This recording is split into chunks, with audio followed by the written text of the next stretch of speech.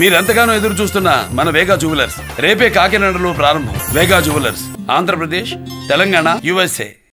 నా high position celebrity హంగమా నాన్న celebrity అయ్యడానికి ఎంత కష్టపడ్డా మర్చిపోయి నాన్న సెలబ్రిటీ అయినాక నేను ఒక సెలబ్రిటీ అని ఫీల్ అయిపోతాను. అక్కడే దెబ్బతింటున్నాం. ఆ దెబ్బ మారాలి, మార్చుకోవాలి. మార్చట్లేదు. మార్చుకోకపోగా నిన్ను నువ్వు కరెక్ట్ చేసుకోకపోగా నాకు వాడి మీద పడి ఇడిచి వాడి ఆస్తి నాకు కావాలంటే ఎట్లా ఇస్తాడు ఈ తండ్రి అయినా? తన తదనంతరం ఇచ్చేది ఎవరికేమి ఇస్తాడో తన దగ్గర ఉంటుంది. నాకు ఇప్పుడే తెలుసండి, మీరు తదనంతరం మీరు రాయకపోతే మీరు విష్ణుకి ఎక్కువ రాసి ఇచ్చేస్తారు. ఇవన్నీ నీ అనుమానం ఉంటే దానికి ఎవడు బాధ్యుడు కాదు. ఎవడు నువ్వు? ఈ ప్రతి పైసా మోహన్ బాబు సంపాదించుకున్న పైసా, తాతల ఆస్తి కాదు, తాతల మూల్యం కాదు. మీ తాత ఏమి రూపాయి కూడా మోహన్ బాబుకి ఇవ్వాలి. మోహన్ బాబు కట్టుబట్టలతో మెడ్రాస్ వచ్చాడు. సంపాదించిన ప్రతి రూపాయి మోహన్ బాబుదే. సో తన స్వార్జితం, తన ఇష్టం ఎవరికైతే ఇవ్వాలో. తను విష్ణువుకి ఎక్కువగా ఇస్తాడు అని నీకు అనుమానం ఉండి ఇవాళ పంచమంటే తప్పు కదా అది. సో 100% విష్ణు మనోజ్ది చాలా రాంగ్ ట్రాక్. ఇంకొక విషయం ఏంటంటే ఇష్టం లేని పెళ్లి చేసుకున్నందుకు కూడా ఇంకొంచెం ఇష్టం లేని పెళ్లిని ఇవాళ కొత్త కాదు కదా, పెళ్లికే రాలేదు కదా మోహన్ బాబు. నేను రాననే చెప్పాడు. పెళ్లికి రాకపోయినా ఇంట్లోనే కదా పెళ్లి కాదు, ఇంట్లో లక్ష్మి చేసింది. లక్ష్మి ఇంట్లో చేసింది. పెళ్లి ఎందుకు రానన్నాడు? పెళ్లి వద్దని ఎందుకు అన్నాడు? ఊరినే కాదు, లవ్ చేస్తే ఇష్టం అన్నాడు. విష్ణు కూడా లవ్ మ్యారేజ్, లవ్ కాదనే బాబు కాదు. ఎందుకు వద్దన్నాడు? స్టడీ చేశాడు. నువ్వెందుకు విడిపోయావు, ఆ అమ్మాయి ఎందుకు విడిపోయింది, ఈ మొదటి పెళ్ళిలో ఇద్దరు విడిపోయింది, కారణాలు ఏంటి? ఈ కారణాలు అధ్యయనం చేసినప్పుడు ఆ అమ్మాయి యాటిట్యూడ్ కరెక్ట్ కాదు, ఆ అమ్మాయి యాటిట్యూడ్ మనకు సూట్ అవ్వదు. ఆ అమ్మాయి విడిపోయిన కారణాలు అన్నీ మనం స్టడీ చేసినప్పుడు ఆ అమ్మాయి యాటిట్యూడ్ ఒక డిఫరెంట్ యాటిట్యూడ్. సో ఆ అమ్మాయి మన ఇంట్లోకి వస్తే మన కుటుంబంలో చీలికలు వస్తాయి కనుక I'm not accepting this combination. ఆ అమ్మాయి విడిపోయిన విధానంలో ఇన్ని కారణాలు ఉన్నాయి ఆయన అధ్యయనం చేసి చెప్పాడు. అయినా సరే వెళ్ళలేదు. నేను చేసుకుంటాను, సరే నీ కర్మ, నేను రాను పెళ్లికి అన్నాడు, చేసుకున్నాడు. అంటే సార్ మీరు గత 40-50 years నుంచి మీరు మంచి అనుబంధం ఉంది ఆ ఫ్యామిలీతో కాబట్టి, సో భూమా వర్సెస్ అలాగే ఈ మంచి ఫ్యామిలీకి గతంలో ఏమన్నా గొడవలు ఉన్నాయా? ఏమీ లేదమ్మా. మోహన్ బాబుకి రాజకీయంగా అన్ని పార్టీల వాళ్ళతో పరిచయాలు ఉన్నాయి. ఒక ఆర్టిస్ట్గా, సెలబ్రిటీ కనుక అందరూ ఉన్నారు. ఇప్పుడు స్కూల్కి సీట్లు కావాలని అన్ని పార్టీల వాళ్ళు అడుగుతూ ఉంటారు. సో అదేమి ఆ భూమాకి దీనికి తేడా గొడవ ఏమి లేదు. ఏమన్నా మనం అంటగట్టే విషయాలు తప్పితే ఇక్కడ కేవలం ఫ్యామిలీ, ఇది 4 గోడల మధ్య జరగాల్సింది. ఈ అనవసరంగా బుద్ధి తక్కువగా మనోజ్ వాళ్ళ స్టాఫ్ పోలీసులు ఫోన్ చేయటం, అది మీడియాకి చెప్పడం. బుద్ధి ఉండాలి మనోజ్కి, మీడియాకి చెప్పడం ఏంటి? మీడియాకి చెప్పి మోహన్ బాబు అంత చూస్తాను వాగటం ఏంటి? పిచ్చివాగుడు, బుద్ధి జ్ఞానం లేదు వాగుడు. భయపడ్డాడేమో అనుకోవచ్చు కదా మనం, అలా కూడా అనుకోవచ్చు కదా. ఏంటి భయపడ్డా? ఎందుకు భయపడ్డా? అంతమంది వచ్చి తన పైన పడితే ఇంకేదైనా జరగచ్చు అని చెప్పి ఆత్మరక్షణ కోసం చేసిన ఎంతమంది వచ్చారు నువ్వు చూసావా? వింటున్న వార్తలలో వింటున్న వాళ్ళు వచ్చి తన స్టాఫ్ తనే చెప్తుంది కదా. తను మోహన్ బాబు సెక్యూరిటీ అంతే.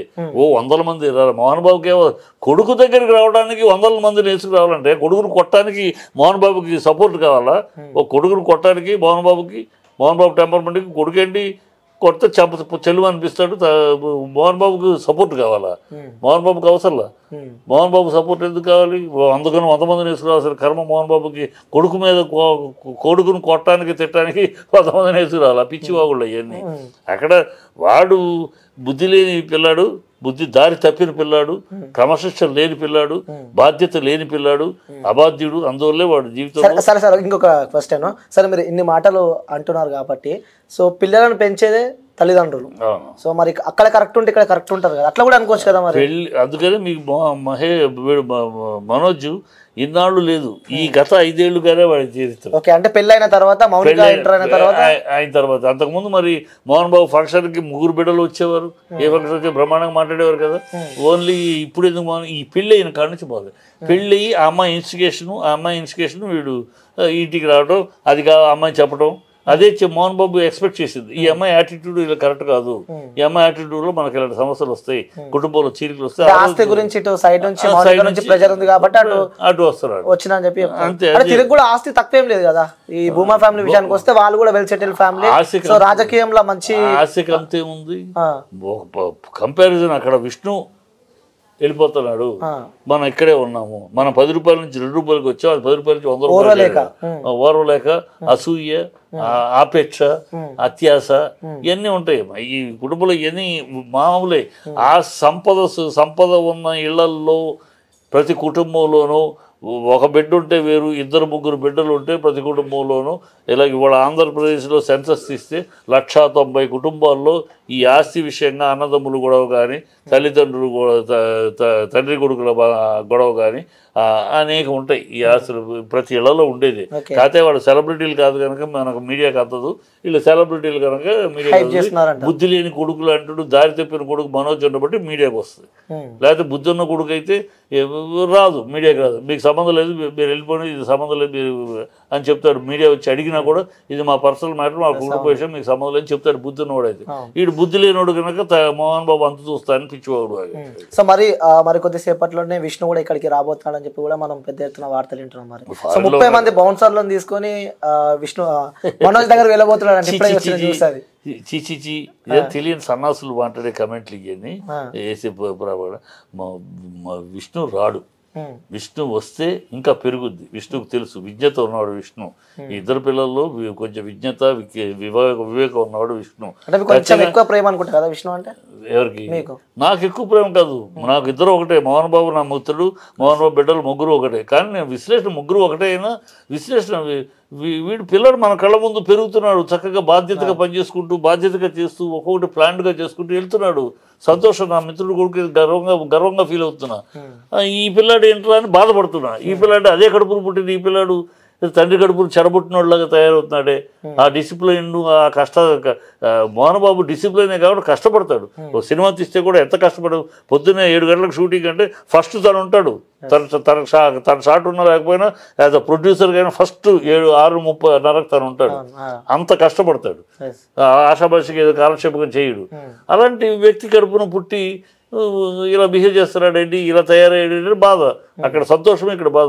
ఇద్దరు బిడ్డలు, మోహన్ బాబు బిడ్డలు అన్నాక నాకు ఇద్దరు ఒకటే. ఓకే. సో అంటే మీరు గత 40 years నుంచి కలిసి ఉన్నారు కాబట్టి, ఒక మంచి మిత్రులు కాబట్టి ఎప్పుడైనా మీతో షేర్ చేసుకున్న సందర్భాలు ఉన్నాయా?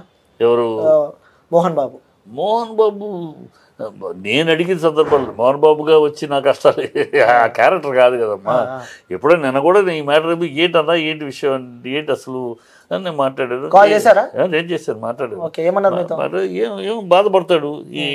ఇలాంటి కర్మ అనుభవించాల్సి వస్తే ప్రారంధం ఏం చెప్తాం.